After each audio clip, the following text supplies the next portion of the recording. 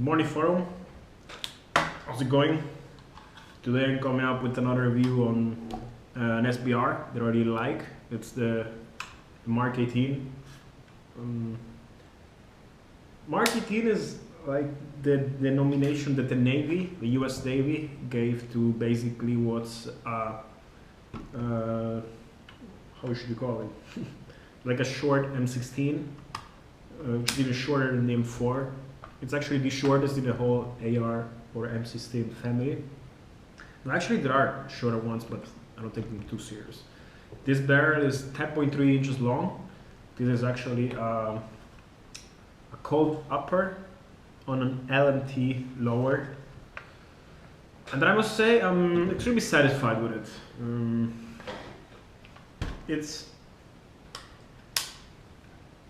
how should I say? The first thing that comes into your mind when taking up one of these is how light it is. Okay, this is just insanely light. This gun, I mean, I don't know if it's a functionality of direct impingement guns, or I don't know. This gun is just sick. It's insanely light. Okay, it's almost like a toy. I have to say. I took it to the range today. I fired it suppressed and unsuppressed, and I'm really satisfied, to be honest. I like the iron sights that it has, the fixed ones.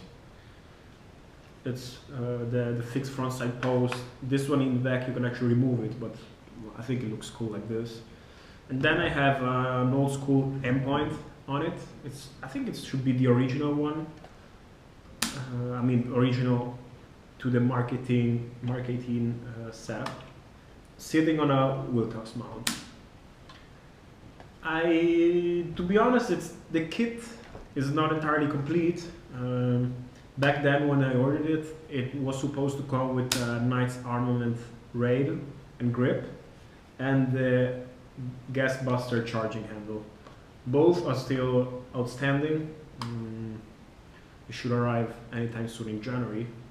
Maybe I'll do an update later on, but hardly like this, even without grip, it's fairly okay. I mean, it's really cool.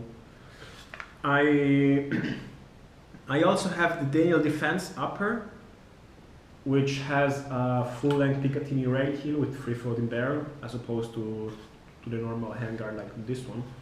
I don't have it here at the moment, but I shot that one already before this one, and both are really good actually. I sort of don't see why you shouldn't own both. Let me explain a little bit on this. The original Mk18, the one that is famous for special forces and whatsoever, used to be this gun here. Okay. At some point later on, they moved on to the defense rail, and I think that one belongs to the second iteration of sub mod kit, or kit for the special operation forces. Later on, or in parallel, some special forces moved to the Heckler & Koch 416, which is it's not a total different breed, but it's still an AR. It's still with it still has the same AR design. It just has a piston as opposed to the direct impingement system.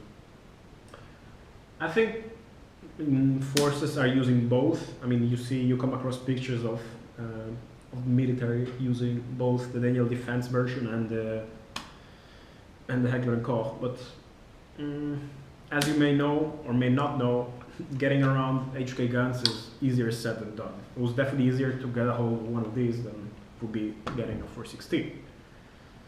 You could actually buy a Heckler & Koch MR556 or MR223, but it's not the same. So I don't even bother spending all of the money required for it. Going back to the Mk18, as said, I'm running it on a LMT lower. I'm using a Magpul grip here for the sake of FDE, and the grip and the stock have the same color. Magazine, standard USGI. I spade rented it myself. I have some other ones as well, but just for going to the range, it's fine like this. I like the barrel. I like the muzzle device. I think it's the old school A2. Yeah, I'm not really a big fan of this big ass muzzle brakes that, I don't know, spit flames like 2 meters on the sides, left and right. So I think for being a 223, I mean, why should you even bother with the muzzle device? This caliber doesn't kick too much anyway, so whatever, fuck this. This is one of my latest additions to the SBR collection that I have. Yeah, as you may or may not know, I do like SBRs. I have several, both direct impingement and pistol guns from America, but also from other European countries. And my collection at this stage has reached a pretty cool stage. I have scars, I have some more rare ones, like this little Mk18 setups.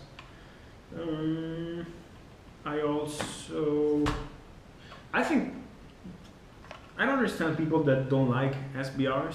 I know most of people like them, but some people argue that a longer barrel gives you more velocity, more this, more of that. Just realistically speaking, from my military experience, I don't see what an SBR I don't see what the long gun that I have in the military, this means the SIG 550, I don't see how that one could have performed better than this one here in pretty much any scenario except, I don't know, precision shooting at 300 yards. And even that, I mean, I shot with my other mark, the Daniel Defense Upper, I shot it at 300 yards. It's a little bit more challenging to hit something as opposed to the SIG. But with optics, it's not impossible. Okay.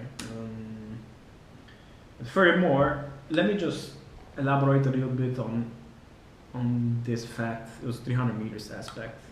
I mean, if you buy a gun for defense purposes, what's the likelihood of having to deal with a threat that is beyond 100 meters or 150 meters, which would be, I don't know, 150 yards?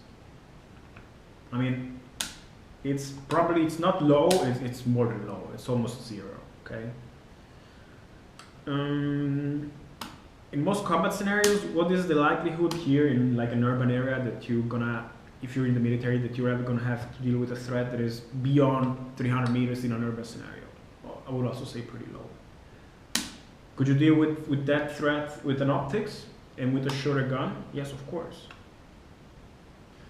Now, if you have to really put steel beyond 300 meters, you probably want to do it also with, while at the same time being sure that it's going to have the desired effect. So I don't see why you should not have a 308 in your arsenal for this purpose, all right? So for closing in on the gap that this caliber naturally has, because at 300 meters it doesn't only lose a bit of accuracy, it also loses probably a bit of energy, all right? So I can see the 223 as being a really good caliber for from 0 to 200 meters, okay? Why not? Beyond that, I would argue that perhaps if you're thinking about dealing with threats at that distance or more, then you should probably go for a 308 in the first place, okay? If you think about what has been going on in Afghanistan, where like just coalition troops were attacked by just some Taliban, armed with an AK. I mean, these people have guns that cost $300. They don't have any equipment whatsoever on them, beside the gun, $300. And then you got soldiers with, I don't know, thousands and thousands of dollars of equipment that are unable to deal with that threat, okay? But it's not, I mean, it's just due to the fact that the caliber is what it is, okay? So, to bridge that gap, I would not go for longer guns with in this caliber. I would just go straight out for a 308 with a decent optic on it. So if you're in your team, you should have a couple of people with the DMR, and that should be fine. Okay. If you know, however, that if you go out and you're really just the whole time outside and I don't know in the mountains or whatever, then okay, you might think, why not? Why don't everybody grab a 308? Okay, if you're not in an urban place in the first place, just go straight for a 308. My point is just that you know, if you live in a city or in the suburbs, and you just go out for plinking, I mean, the best shot is to just grab an SBR. Okay, it's easy to transport. It's also easier to clean. The barrel is shorter, so for me, that makes it easier to clean, and it's also easier to store. Okay, the SIG 550 that I have, thank God I can fold the stock. Otherwise, it would be pretty long, and it wouldn't really fit everywhere. Okay, you would need to have a dedicated gun case and whatnot. And so SBRs not only they look cool, but they are also quite handy. Okay, you cannot tell me that this little gun here, look how compact it is with the full stock. You cannot tell me that this is inferior to like a full-fledged M16 with, I don't know, half-meter barrel. So yeah, that's just my opinion on SBRs. And as a matter of fact, most of my collection are SBRs. I just have it here on the table, another one that I did a review upon some time ago. It's the SIG 553. This one is even shorter than the Mk18. It's also considerably heavier. This is probably heavier than a normal M16 as well. It's probably as heavy as an Mk18 that I have. This gun is as you might know from my other video, is like my little tank. Okay, I love this gun, and I know it will never let me down. You can already suppressed, unsuppressed. This is let me give you a little bit of insights about running this gun suppressed. I have to admit that this is, out of all of the SBRs that I own, and I have SCARs, G36, ARs, whatnot, this is the one that suppressed gets less dirty of all. Okay, when you run this gun unsuppressed, you learn in the military when you shoot high volumes of fire. Most of the parts, like pretty much the only parts that are really a pain to clean, are the gas valve, which they always check if it's crystal clear, and the gas piston with and the gas tube.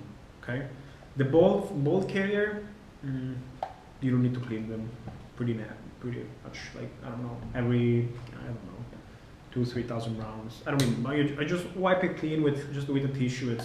The oil is normally not even dirty. Like there's literally no gas that gets behind the gas tube, and therefore it doesn't get dirty. Okay, you just maybe if the ammo is a bit dirty, then some dirt will just spread around here, but beyond this there's no gas coming back that far. So that's just the experience that you have if you shoot it unsuppressed. If you shoot it suppressed, I noticed it also with some other guns that I have. The gas piston, if you put it in a suppressed setting, this is the same with this car, reduces the amount of gas cycling the weapon. All right, and therefore the gas valve and piston get, I don't know, maybe 20 to 30% of the normal fouling that they normally have. On the other hand, a lot of gas flows back in from the barrel, and that makes things a bit more painful here at the back. All right, between the upper and the lower receiver. However, I ran this gun today, suppressed again, I don't know, 4 or 5 magazines, and I have to say, I almost don't see any trace of fouling. The magazines, they do get a bit dirty. There is some gas coming back into the magazines, and I always clean them because, you know, if your magazine fails you, it's as, you know, you just waste, you throw it away and have to pack a new one. I don't know, in combat, you just waste all of the ammo that's in it. And therefore, it's just good discipline to clean the magazine as well as your weapon all the time, so that none of them may fail you in the worst possible situation. I'm running this gun with Bearing Optics reflex sight. I have to say it was a really good value buy, and I'm highly recommending it so far. It did not let me down. It's not as fancy as some other sights that cost, I don't know, $10,000 to $2,000, but I mean, once you get around the fact that it's not in your average Hollywood movie, you will see that it's a pretty excellent optic, and I just highly recommend it. So far, it did not let me down.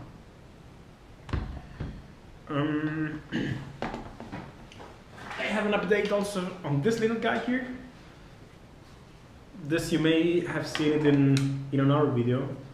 I did actually my first review of the, well actually no, my really first review when I compared it against this car, the audio was fucked up, so I mean chances are you don't really know what I said. The second review that I made on this gun, I was criticizing a bit the fact that it feels really plasticky, okay? The trigger, I didn't really like it. I don't also really like the fact that the bolt holds open after you fire the rest around, but it's like, as far as I understand, without buying the special adapter or how you call it, there's no way to let the bolt go forward again, except with the charging handle. So it's sort of okay. We give you the bolt hold open, but you're gonna close it then. So that's something that I didn't really like back then. However, I have to say I got 1.5 magnified optic for it. I think it looks cool, and to be honest, I am also convinced that it was a good buy for this specific weapon. Okay, for a long time I didn't really know what to run on it. EOTech, with magnifier, without magnifier, aim points, iron sights. I tried pretty much the whole palette, and in the end I settled it for this one, which is sort of the real deal. Okay, it doesn't have the piggyback red dot on it, but I don't really see a lot of need for it since it's 1.5 magnification and whatever. I'm not planning to rescue hostages with it, so I mean that 1 second that it takes me to focus on the target, it's not gonna cost any life. What I want to say with it, this gun, another SBR, 8.9 inches barrel, 1.5 magnification. Is it worth it? So it's not like 1 magnification or sort of like 0 magnification like a normal red dot. It's a little bit more. You feel the difference when you aim at a target. It's a bit more crisp. You have a bit more, I don't know, it's like being, well, it's of course it seems to be like a bit closer because it's magnified. But it doesn't feel like another like magnified optic such as the Alcan or the bearing that I have here. I don't know,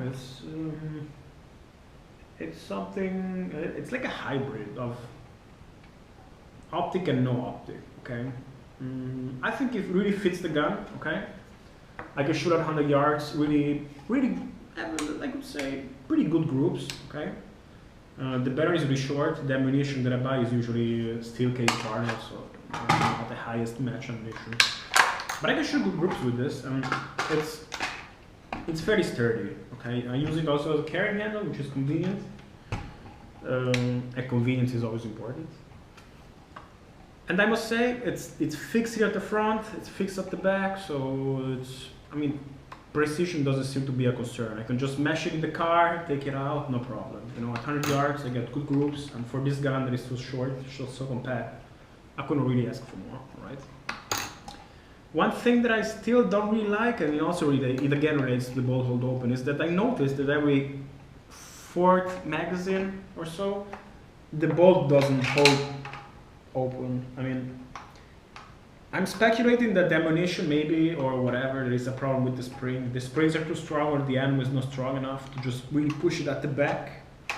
Or perhaps it's another kind of problem. Perhaps the bolt is too fast in coming in the front, that the spring of the magazine doesn't have time to kick in. I don't know for what weird reason.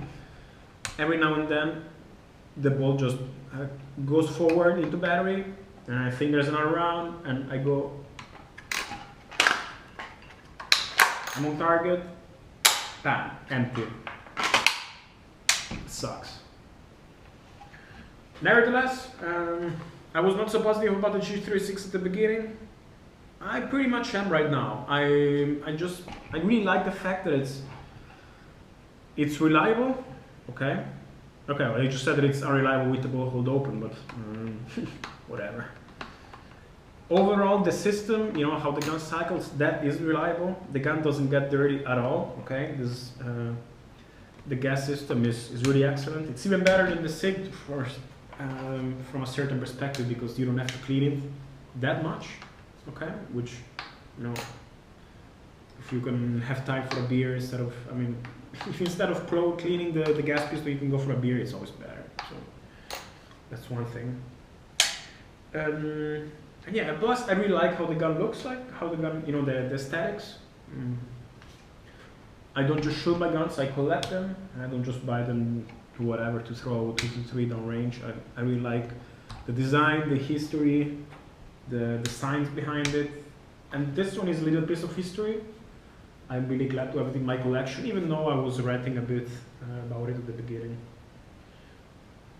Yeah, I mean, slowly we're approaching that age where pretty much standardization and, you know, economies of scale, logistics and all this stuff, the easier, the cheaper, the better. It is leading us to an age, to an era where all guns pretty much will be the same or almost the same across all countries to save money, save on training, save on this, save on that.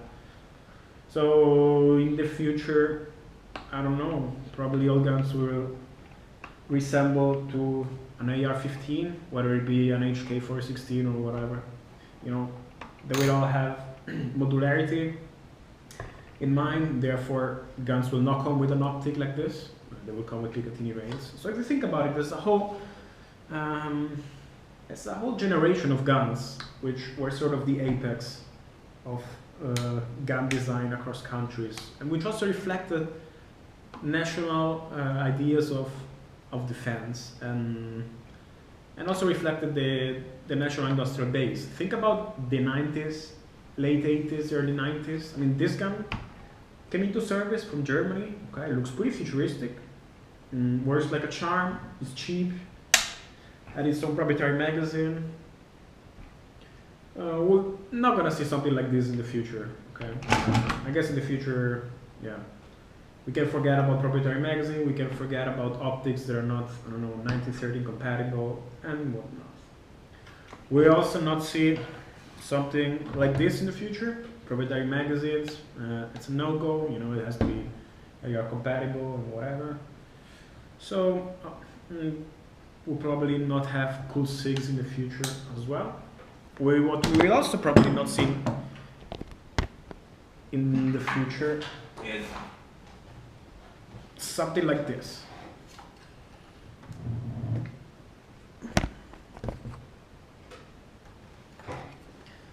This one here, some may recognize it. It's a French gun. It's actually the civil version of the Famas assault rifle that France is using. You may notice it is a bullpup, okay?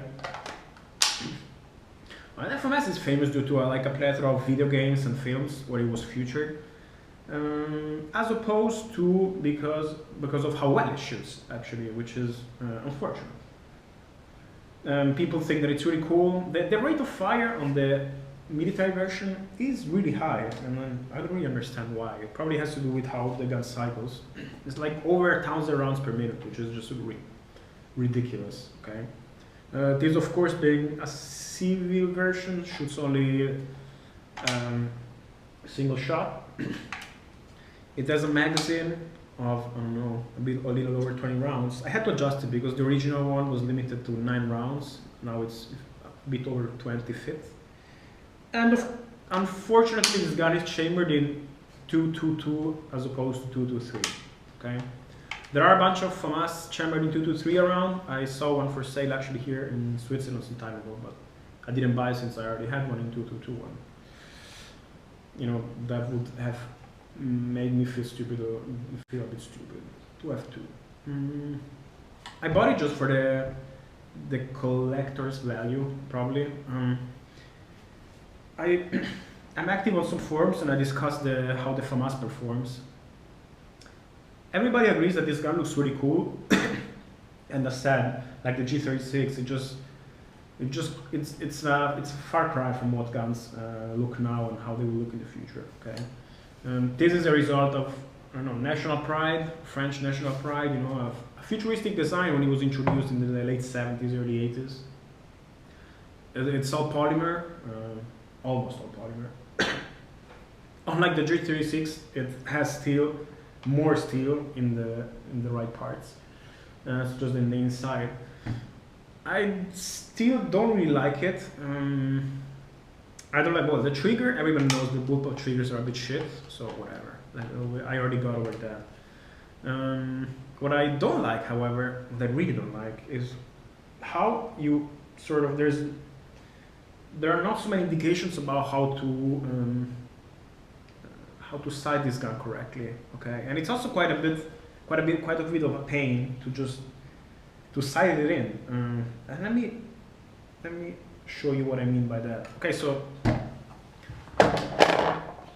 on an M16 or whatever, also my SIG that I have, well, not this one because this one only just has backup iron sights, but you would have, if you have iron sights, basically you're gonna adjust them for windage and elevation here at the back. Okay, you're shooting, oh shit, it's offside, tack, 1, 2, 3, you can shoot again, no problem. This one, however, as you can see on the sides, there is nothing. Okay, so how if the gun doesn't shoot correctly, adjusting it is a bit more challenging, and that's probably typical French. Okay, if something is easy, they make it more complicated and less user-friendly. So to sight this gun in correctly, you have to take the carrying handle out, take this push pin out, take this off. All right, this is the carrying handle of the Famas. I bet you never saw one from this side, didn't you? They're not so common, not on YouTube. I just came across one other Famas in my life, and it's like the second one is the one that I have, and so it's 2 Famas that I saw in my life. This is how the gun works on the inside, and here at the front, I don't know if you can see it, probably you can't, wait. Here on the tower here, you can adjust for, there are the numbers to adjust it for elevation.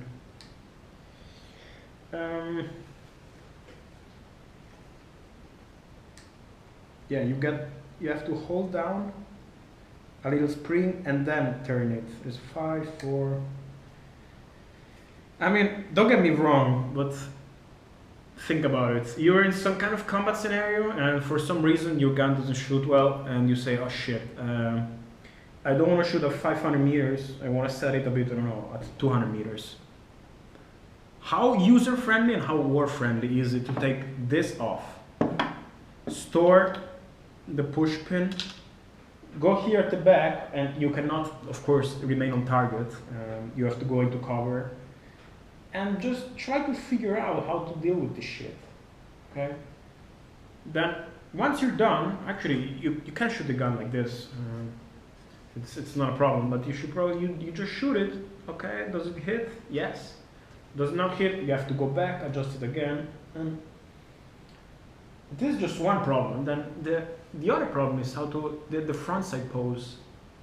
This is even more cryptic, okay? I didn't even touch this. But that is just how to show you how cryptic this shitty Famas is. I have to say, I picked it up, I shot it, and it was spot on, okay? So, just in your face, in my face, as far as accuracy is concerned. It is accurate, but it's just accurate in this condition, okay? If I pick another one up, I pretty much would need me, I would have to invest a sensible amount of time to zero it, okay?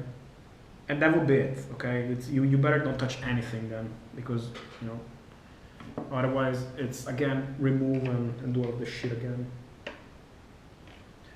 How the fuck do you do this? Yeah, just a funny little anecdote. The first time that I shot this, of course, I had to clean it. And I was desperately looking for some sort of gas tube or similar system. It was I never shot an AR-15 before getting the Famas, and so I was used to piston guns or some sort of piston system, and I was looking for it here at the back, and I couldn't find anything. And then I looked it up online, and I found that this one works with some blowback shit, like, I don't know, sort of like a pistol, where you don't have any pistol system or just gas, or some other, I don't know, whatever, how you want to call it. It just has a system that just works in this gun, okay? I never came across any other gun that works in such a cryptic way like the Famas. And as far as I understand, the way it works also has some implication about what kind of ammunition they can use, and this is all leading into like the broader and bigger question. and that's it. And that is what kind of gun will friends buy next. Okay, they want to replace the Famas. Some say it's going to be the HK416, some say it's going to be the Scar. The Beretta is out there in the competition. Some weirder guns from the Balkans. Some bullpups are in as well. I think they're going to buy the HK, but it's just a wild guess. I shot the A416. I also own this car, and I shot it extensively. And I must say that the 416 is more reliable. This car is cool, it is light, but as said in other occasions, I think it's more of like a special operations type of gun. Just because it's, you know, the average grunt, and I witnessed it myself, just takes the gun and kind of mistreats it, okay? You throw it on the ground, you leave it there. You should clean it more often, you do all sorts of shit with it. And the 416 is just more sturdy and more reliable. The Scar has more plastic at the wrong places, like the stock, for instance. I also have some concerns about, you know, the accuracy with the standard stock. It just, don't get me wrong, I really love it, and it never failed me actually, but I take care of it, okay? Especially because I paid my money to buy it. If I did not pay my own money, I would have probably, you know, figure out maybe the stock latch would have broken or some other plastic shit would have broken. Whereas with the 416, I have the feeling like it's not indestructible, but it definitely seems more robust than this car. And that may be like a long-term consideration if they want to buy like a gun for the whole army, which is what they have in plans. This Famas also brings us back to the discussion about overall length. This bullpup has a pretty long barrel. I think this barrel is longer than the army one. I don't know how long though. How compact is it? Well, it's definitely more compact than the SIG 550 that I have, but it's not near as compact as this one. Okay. This gun is also extremely well balanced. Of course, it's direct impingement, so it doesn't have any mass at the front, unlike the SIG, for instance. But I would probably take like an AR or a SIG anytime, or the Famas. Over the Famas, especially because it's just a cryptic shitty gun. No bolt hold open, proprietary magazines. Yeah, weird adjustments, shitty trigger. So in reality, why would you want to buy this? Well, I hope it's cheap in reality, at least for government and law enforcement, because for me it was not. Okay, so that would be probably just the point. Is it shoots and it's cheap. Why wouldn't you want to buy an AK? I don't know. Would you want to spend more money to have something like this? Well, definitely. Okay, I mean, the low cost. You know, as soon as the happiness about the low cost is gone, what's left is only the bitterness of the shit breaking down. And this one will never break down. Okay, you have to adjust it. You must but it just nothing breaks in this gun. Okay, it's so heavy, it's so sturdy. I don't know what could break. Even the stock seems even more solid than this one, and this one doesn't even fall. This one is just an extremely well-made stock, and I'm just sorry that the American people cannot just enjoy this gun, unlike Canadians. It's definitely like a really spectacular shooting experience. The trigger, you know, remember that this gun is the one that our army uses, so it's supposed to be like how do I say it? Like just the standard average gun, okay? Not some super high-end shit. It has to be reliable, sturdy, whatever, robust for the everyday soldier, and we have an excellent gun, okay? It is front heavy as shit, but it is reliable, and the trigger is exceptional. It's just exceptional. There's nothing that comes close to it. Not the AR, bullpups, whatever, so we want to think about it. No G36, nothing. It's just spectacular. Of course, being what it is, it costs what it does, and that's why only Switzerland can afford it, or some African dictators. But yeah, but that's another discussion. So that's it for today. Again, thanks for watching, and I hope you're gonna have an awesome New Year's Eve, and yeah, keep shooting.